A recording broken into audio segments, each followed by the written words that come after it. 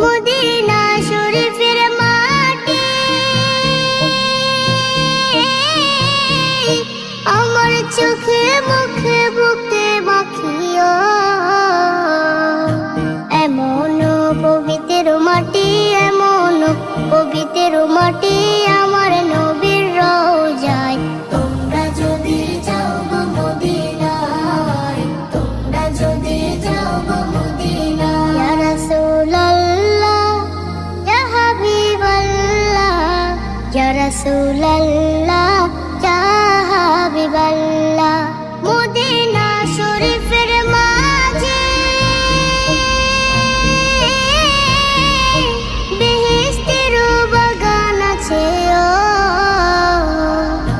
সেই বাগানে শুয়ে আছেন, সেই বাগানে শুয়ে আছেন প্যারা নবী মুস্তাফা।